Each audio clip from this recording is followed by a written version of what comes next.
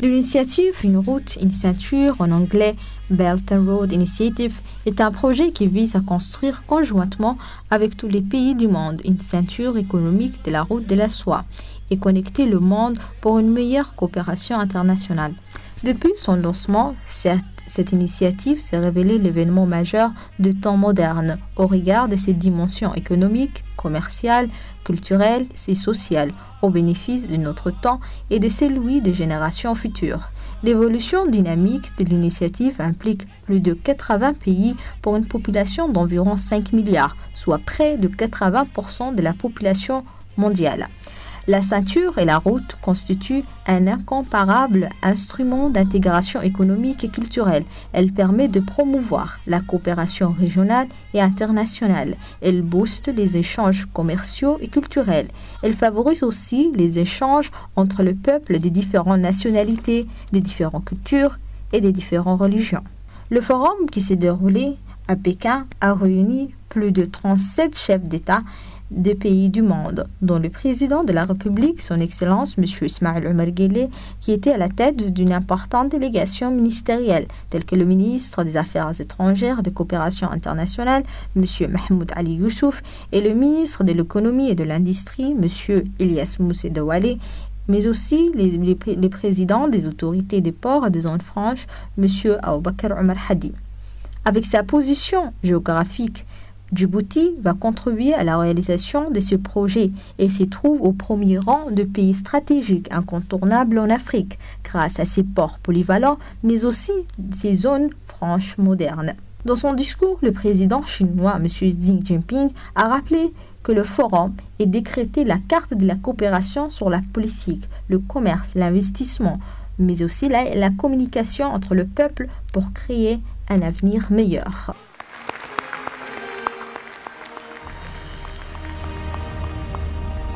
Tout d'abord, au nom du gouvernement et du peuple chinois, et en mon nom personnel, je tiens à vous souhaiter une chaleureuse bienvenue.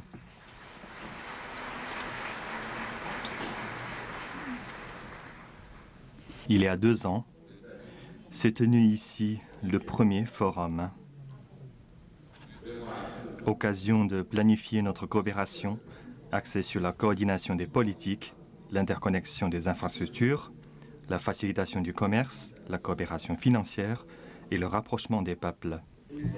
Aujourd'hui, les amis venant du monde entier se retrouvent réunis ici.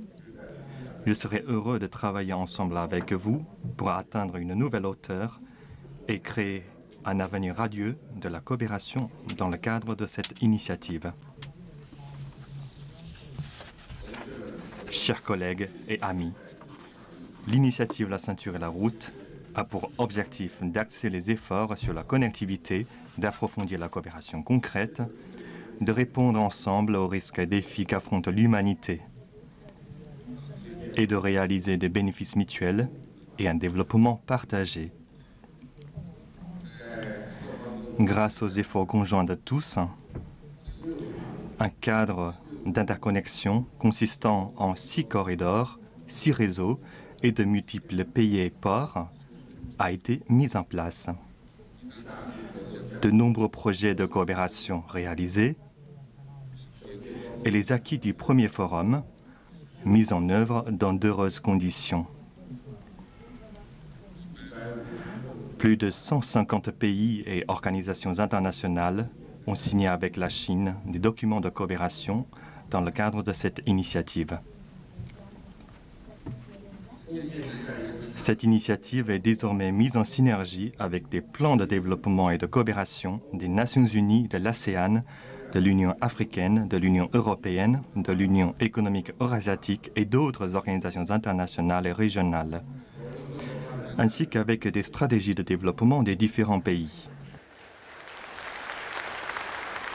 Pour sa part, le président russe, M. Vladimir Poutine, a indiqué que le projet est lancé dans le cadre de la mise au point de la coopération entre le pays, grâce aux efforts conjoints de toutes les parties prenantes. Je serai intéressé à mieux connaître, ensemble avec les autres partenaires, le mode de développement de la Chine et ses approches de coopération. Les approches de coopération de la Chine sont très importantes pour la Russie et pour les autres partenaires de la Chine. L'initiative La ceinture et la route est une initiative d'infrastructure lancée par nos amis chinois visant à promouvoir l'interconnectivité sur l'Eurasie et de promouvoir la solidarité entre les pays partenaires. C'est une initiative favorable au développement harmonieux et durable de l'économie des pays partenaires. Le président de la République, M. Ismaïl Omar Guelleh, a prononcé un discours dans lequel il a salué l'initiative de ce projet qui va améliorer de manière significative l'économie et va offrir des opportunités pour parvenir à un développement durable. Bismillahirrahmanirrahim. Salatu wassalamu ala rasulih al-amin sayyidina Muhammadin wa ala alihi wa sahbihi wa sallam. Mesdames et messieurs les chefs d'État et de gouvernement, mesdames et messieurs, c'est avec beaucoup de plaisir et d'enthousiasme que nous participons à cette seconde édition du Forum de la route et de la ceinture. L'occasion pour moi de saluer et de remercier les organisateurs et le peuple chinois pour l'accueil chaleureux qu'ils nous ont réservé. Il me plaît par ailleurs de féliciter Son Excellence, le président Xi Jinping, président de la République populaire de Chine et le peuple frère chinois pour la célébration du 70e anniversaire de la libération de la Chine. Nous avons célébré également cette année le 40e anniversaire de l'établissement des relations diplomatiques entre nos deux pays. En septembre dernier, les pays africains se sont retrouvés ici pour donner un nouvel élan à la coopération sino-africaine. Pour la propulser vers de nouveaux horizons, le développement des infrastructures et la promotion de l'intégration internationale étant au cœur de ce nouveau cadre de coopération triannuelle entre la Chine et les pays africains. Je me réjouis que mon pays occupe une place privilégiée dans cette initiative entre la Chine, les pays de l'Asie, l'Europe, le Moyen-Orient et bien sûr le continent africain. Ce dessein audacieux, initié par le président Xi Jinping, ouvrira, j'en suis persuadé, de nouvelles portes avec la route maritime à travers l'océan Indien et assurera ainsi une connectivité grandissante entre la Chine et le reste du monde. Excellences, Mesdames et Messieurs, ce grand projet de la route de la soie porte avec lui une nouvelle approche qui plaide en faveur des synergies entre les États.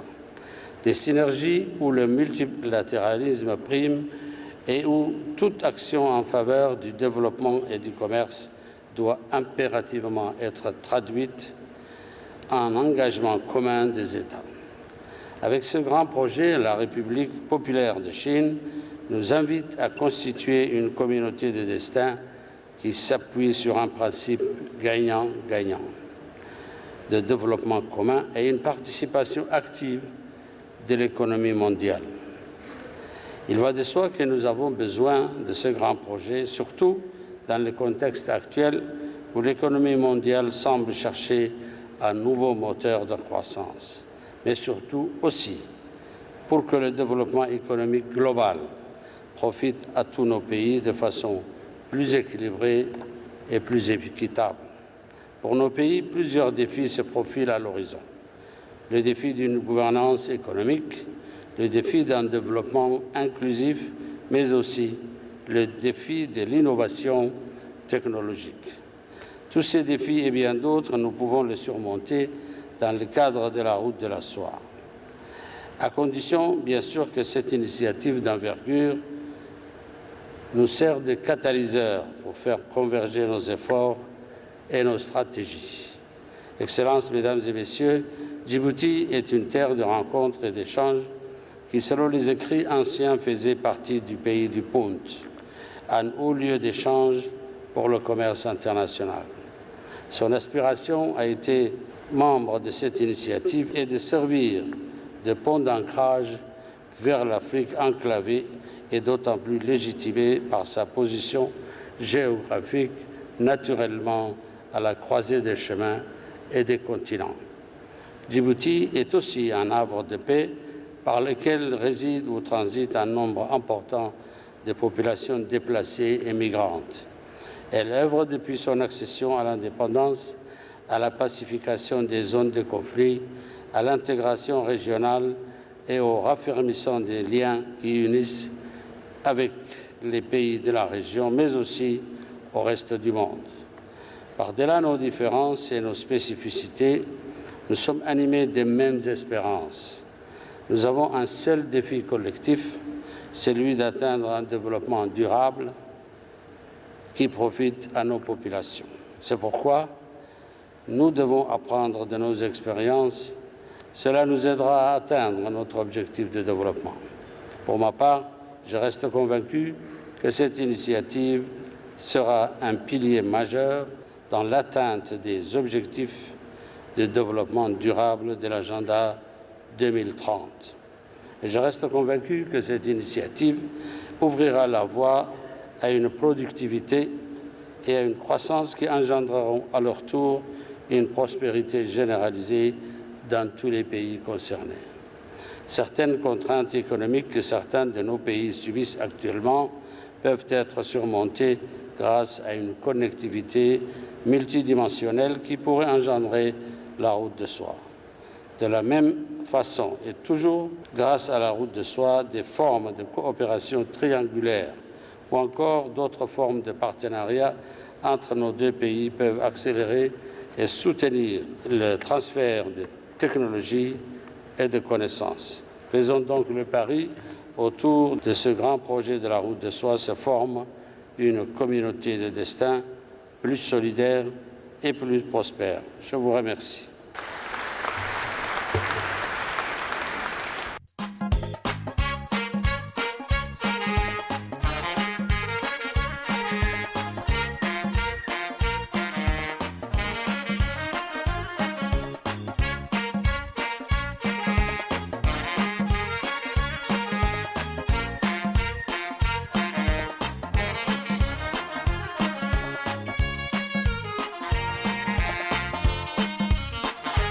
Ensuite, le président a pris part à la table ronde présidée par son homologue chinois, M. Xi Jinping, qui a appelé à des efforts conjoints de tous les partis pour promouvoir le développement de haute qualité de la ceinture et la route.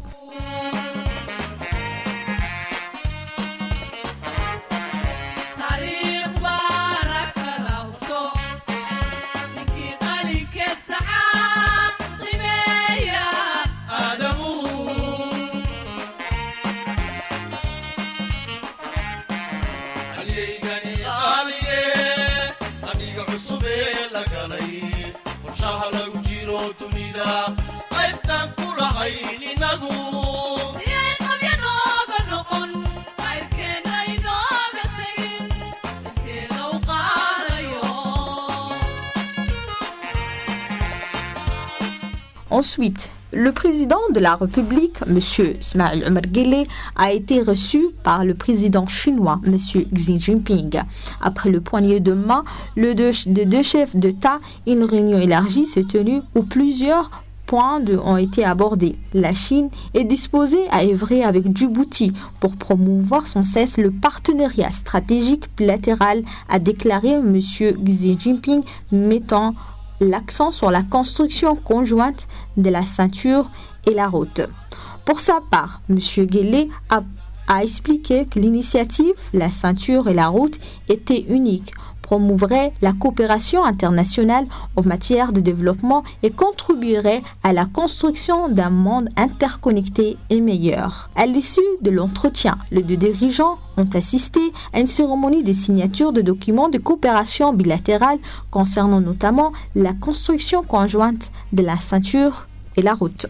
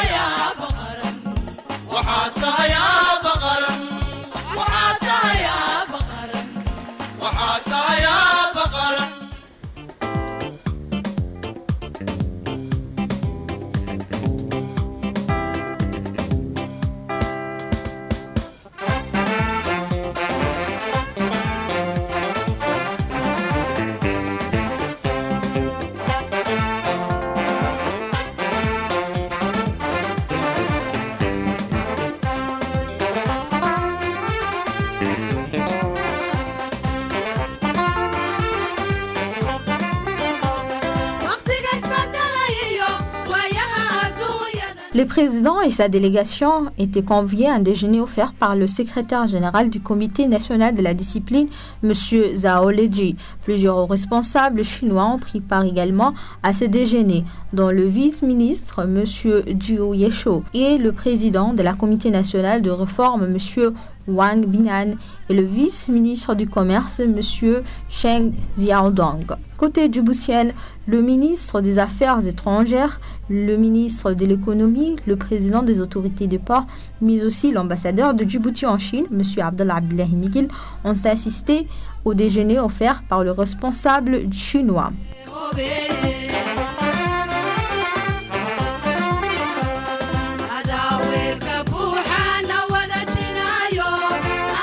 Ensuite, le président de la République, son Excellence, M. Ismail Omar Guelleh, a rencontré le premier ministre de Singapour, M. Lee Hsien Loong. Cette rencontre intervient dans l'objectif de consolider les coopérations et diversifier le partenariat. Le premier ministre du Singapour a salué les développements réalisés à Djibouti en matière de logistique et maritime. Le Singapour est un pays qui est un modèle de la cité d'État asiatique dont la prospérité repose en partie sur une situation de hub similaire à celle de Djibouti en Afrique de l'Est. Le président et le premier ministre de Singapour ont abordé les moyens de développer la coopération bilatérale dans le domaine de télécommunications, de l'aménagement urbain et la logistique et du transfert de technologies.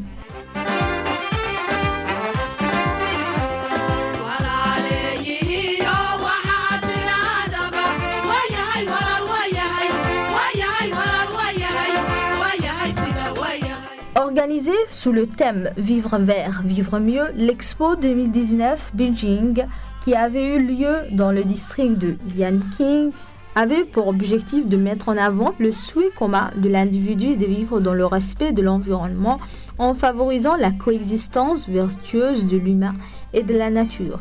Plus de 101 pays et organisations internationales ont participé à l'exposition dont plusieurs chefs d'État ont été conviés à prendre part à la cérémonie d'ouverture de l'Expo 2019 de Pékin, dont le président de la République, M. Ismaël Omar Guelleh, qui était le seul président de l'Afrique et pays arabes à participer à cet événement aux côtés de chefs d'État et gouvernements asiatiques tels que le Japon, le Kazakhstan et entre autres.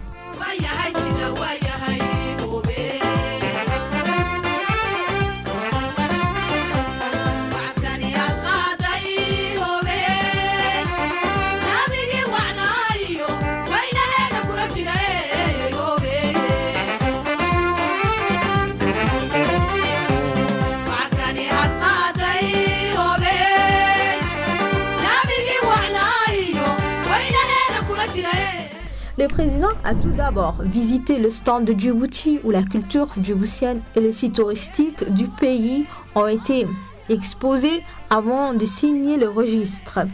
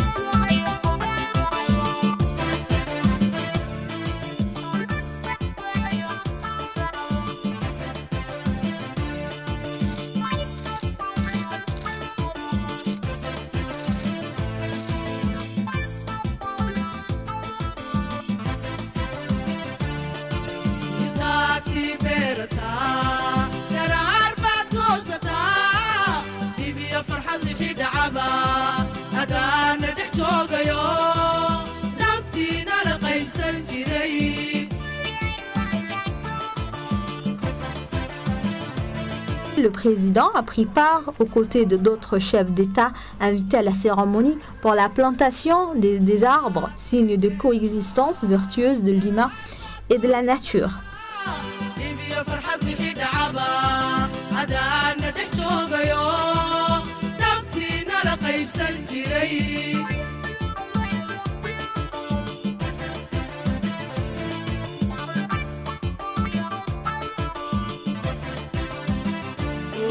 wada awdaniyo geesina daba kuma jire duudhuub wada awdaniyo geesina daba kuma jire qoraan noo soo dhaxdee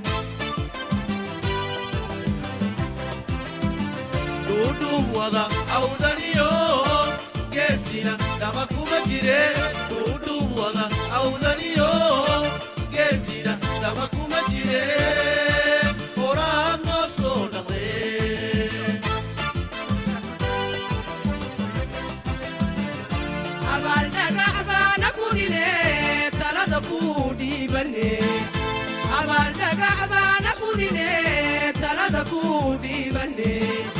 الله دكافي عنيو دبد خير كله خير كله كماري الله دبد خير كله كماري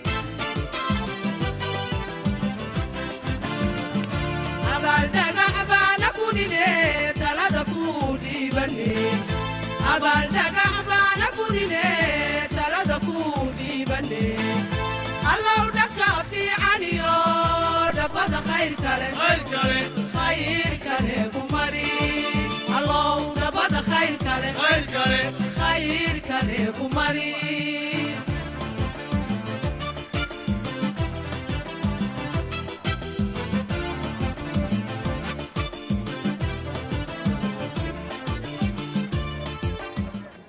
La cérémonie d'ouverture de l'exposition horticole internationale 2019 s'est clôturée par des danses artistiques chinoises sous le feu d'artifice.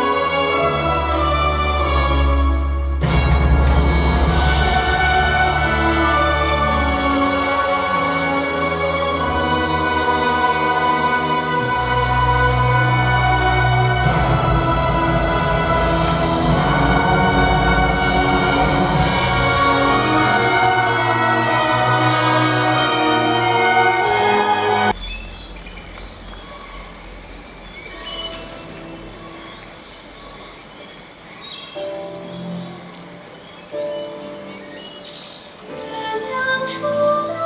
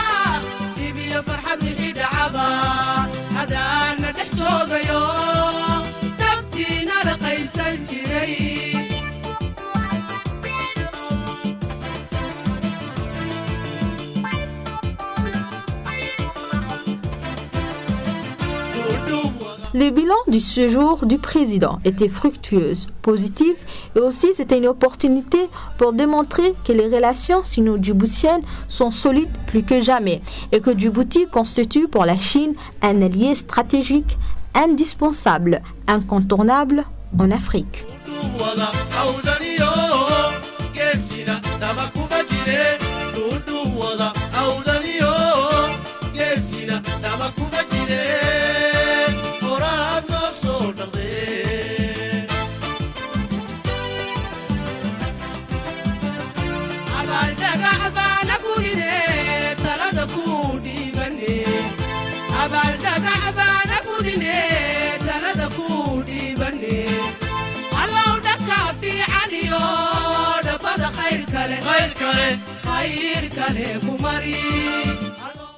C'est la fin de cette édition spéciale qui témoigne de l'excellente relation entre Djibouti et la Chine qui ne cesse de s'agrandir, mais aussi la place imminente et stratégique qu'occupe Djibouti dans ce projet d'envergure.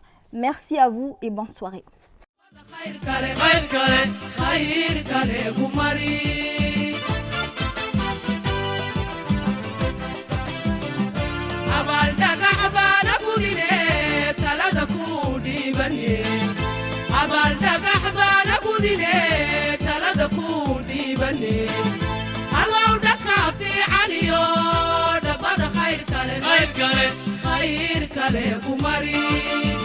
Allah